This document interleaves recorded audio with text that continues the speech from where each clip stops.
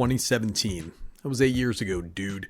But I was a sweet summer child, stars in my eyes. Just a young man. I said to my brothers, let's all get commander decks. Let's play commander. Let's get some precons. And me and 3 other dudes all picked up precons to play with. As everyone knows, it was the year of Edgar Markov and the Dragon. These were the big stars of that year. I popped the Dragon precon, Draconic Domination. Now, unfortunately, for one of our buddies, he got the Wizard precon. Not as much value there. Incidentally, this was the year I started buying up reprints and cheap singles. I do remember picking up a Hammer and a Zahn for about $3.50, and I just double checked that with my TCG player order history. I knew it was a banger back then. It's up to $20. Good times, man. The hyenas ate well. So how have the Wizards aged since then? Do we have some better commanders? That's better commander, dude. What are they good at? What are Wizards good at? All this and more shall be answered in time. Probably, about a 10-minute runtime, dude, because after that I gotta go drink my Metamucil. Wizards as an archetype aren't particularly powerful. Other creature types have these inter-tribe synergies. They have lords, they have cost reducers, cards that grant abilities. Wizards do have their own synergies, though, their own advantages. There are a lot of Spellslinger payoffs and some Wizard-specific boons, of course. Most legends are solidly in Izzet colors, which makes sense, red and blue. Spellslingers are powerful decks, and building around a commander that pays that off is definitely a way to go.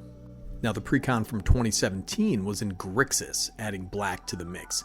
We had Anala, Archmage, Ritualist, or Archmage if you want to get French with it, 2 blue, black, and a red. Legendary creature, human wizard, it's a 4/5. Has Eminence. Whenever another non-token wizard you control enters, if Anala is on the command zone or on the battlefield, you may pay 1. If you do, create a token that's a copy of that wizard. The token gains haste, exile it at the beginning of the next end step. So that's ETB, it's not a cast trigger, so if you're out there flashing stuff in and out, blinking stuff in and out, it definitely works. Tap on 5 wizards you control, target player loses 7 life. Probably the purest wizard commander. This isn't Spellslinger, it's pure wizard power. Now, Anala has a couple wizard-centered combos that she's at the center of.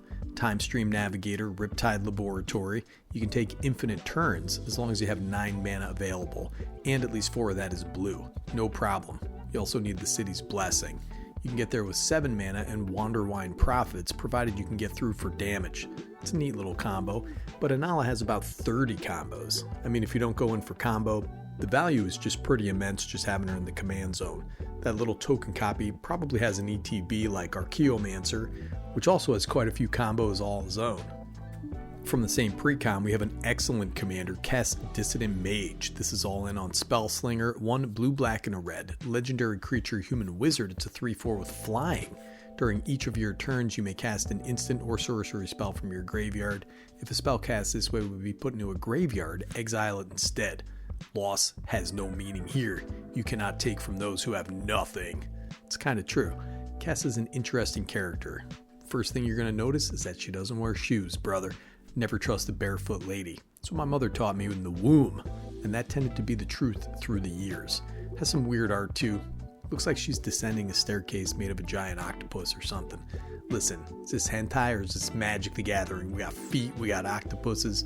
Maybe it's both, brother. Anyways, that card is nuts. Another solid value piece.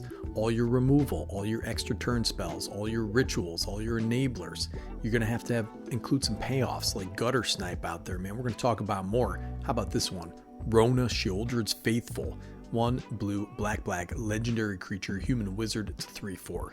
Whenever you cast an instant or sorcery spell, each opponent loses 1 life.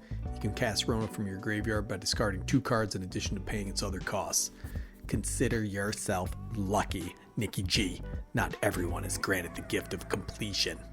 Typical woman, dude, wants to complete me, but I'm already complete, I don't think I actually do need new window treatments here in my hovel. Now, I know I mentioned this card a lot, but it's very good in Wizard decks Harmonic Prodigy. 1 in a red, creature, human wizard, it's a 1/3, has prowess, but if an ability of a shaman or another wizard you control triggers, that ability triggers an additional time. Each note strikes with deadly precision.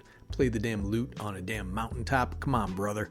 Complete me with your giant lute, dude. That's what I'm talking about. Now, this is a newer one, but a pretty decent wizard payoff, the Archmage of Echoes. 4 and a blue for a creature, Fairy Wizard. It's a 4/4 with flying and ward 2. Whenever you cast a fairy or wizard permanent spell, copy it. Fantastic. This guy's making copies like a beefier Anala out there, man. Flying and ward 2, 5 mana, pretty sweet card. Let's not get ahead of ourselves here. We have some other sweet legends that build into different flavors. Adeli's the Cinder Wind, 1 blue and a red, legendary creature, human wizard. It's a 2/2 with flying and haste. Whenever you cast an instant or sorcery spell, wizards you control get +1/+1 until end of turn. Very cool card. Has evasion and haste, 3 mana. Gets out there and starts punching faces, man. This does both Spellslinger and wizards. Then you have Kaza, the Royal Chaser, blue and a red, legendary creature, human wizard. It's a 1/2, has flying and haste. Tap, the next instant or sorcery spell you cast this turn costs X less to cast, where X is the number of wizards you control as this ability resolves. Cool surfboard, dude. It's just a surf mama out there. So this wants, wizard tokens. It's an excellent cost reducer. Pays off wizards, having all the wizards out there. Spellslinger and wizards. I love this guy, Agar the Freezing Flame. 1 blue and a red, legendary creature, giant wizard. It's a 3/3. Whenever a creature or planeswalker an opponent controls is dealt excess damage, if a giant, wizard, or spell you control dealt damage to it this turn, draw a card. Looks like the fire giant from Elden Rings and things, dude. Great burn commander. Drawn cards, lightning bolts, meteor swarms, just having a grand old time.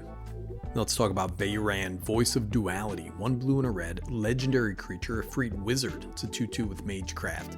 Whenever you cast or copy an instant or sorcery spell, Veyran gets +1/+1 until end of turn. And if casting or copying an instant or sorcery spell causes a triggered ability of a permanent you control to trigger, that ability triggers an additional time. Very recent reprint, already up to $6, and for good reason. There are so many Magecraft creatures that have this in the command zone. Is value central, dude, and killing people left and right with cards like the aforementioned Gutter Snipe for life. Come on, brother. Now, speaking of payoffs, we have Archmage Emeritus. Very good card. Magecraft, whenever you cast or copy an instant or sorcery spell, draw a card. Magecraft is going to be a keyword you want to look for. But you have this guy. He's a new one, the Archmage of Runes. So this guy's a giant wizard, 3/6, instant and sorcery spells you cast cost 1 less to cast. Fantastic. Whenever you cast one of those, draw a card. Cost reduction spell, he's a wizard, and he's diesel. It's going to be a staple of these types of decks for years to come, mark my words. Spell cost reduction is something to look for, and it's great for colors that have little access to land ramp. Blue, red, black. Stony Brook Banneret is great for wizards. Goblin Electromancer is great for spells. You have classic payoffs for casting spells like Talrand. This guy's making drakes, baby, and his little sister Alondra, or whatever their relationship is. I don't know, dude. I don't watch those types of videos. Now, if you're looking at cost reduction, take a look at this guy. Baral, Chief of Compliance, 1 in the blue, legendary creature, human wizard. It's a 1/3. Instant and sorcery spells you cast cost 1 less to cast. And whenever a spell or ability you control counters a spell, you may draw a card. If you do, discard a card. You do want to be countering spells out there. I know people are like, oh, don't interact with my stuff. Just let me win the game. Just don't do anything. That's not how we play Commander, dude. Sometimes you got to counter spells. Have you ever seen this guy, the Cyclone Summoner? 5 in a blue, creature, giant wizard. It's a 7/7. When this guy enters, if you cast it from your hand, return all permanents to their owner's hands except for giants, wizards, and lands. 7 mana, not bad, dude. Wizards, you gotta have the wizards out there. It's a huge boon to those wizard tribal decks. And so is this guy, the Patron Wizard. This fellow used to be way pricier. It was up around $20, believe it or not.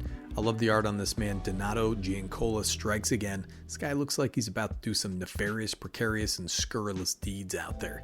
Looks a little like my grandmother, if I'm being honest, I've used this in Orvar as well. Also, not a bad Wizards commander because he's got that changeling. Orvar has a ton of spells that interact favorably with wizards. I have a wizard sub-theme in my Orvar deck. And look at this big fatty out there. You got the Galecaster Colossus. 5 blue, creature, giant wizard. It's 5/6. Tap an untapped wizard you control. Return target non-land permanent you don't control to its owner's hands. This guy's talking about ground bones, broken glass, splintered shipwrecks. Make up the sands of his shores, man. He's out there owning beachfront property, and that's something you're not going to find too often anymore. This fella, he's swimming around, straight tossing squids at fools out there. Get back to your owner's hand, you idiot. All right, one more Magecraft payoff here. Professor Onyx, 4 black, legendary planeswalker. A starting loyalty of 5. Has Magecraft, whenever you cast or copy an instant or sorcery spell, each opponent loses 2 life and you gain 2 life. +1, you lose 1 life. Look at the top 3 cards of your library, put one of them into your hand, resting in your graveyard. -3, each opponent sacrifices a creature with the greatest power among creatures that player controls, which is pretty nice. -8, each opponent discards a card. If they don't, they lose 3 life. Repeat this process 6 more times, dude. Magecraft, she's got Stagecraft. I don't understand why Liliana looks a little different on each card, but that's the power of makeup, dude. You can just transform into a damn foxy lady with the potions and the powers out there at Sephora. Be careful out there, brothers. There's catfish in the wild. Trust me on this. There's probably a lot of catfish dudes too, but I don't see them, because I'm a dude. I don't really go on Grindr. They might be on there. Who knows, man? It's 2025, dude. Could be AIs, man. You go out there, you're on the apps. The next thing you know, you're dating an AI. The AI's taking all your money. You got to go to Coach, buy purses for a freaking AI, for gosh sakes. Anyways, man, I just want to do a little video on Wizards in Commander. Go ahead and check out some Anala decks on Moxfield. There's a lot of good ones on there. Ton out there for the bros. And remember, no matter how dark it gets out there, man, you are a beloved child of the earth. No matter how smelly you get. All right, trust me. Nikki G, Better Commander, signing off.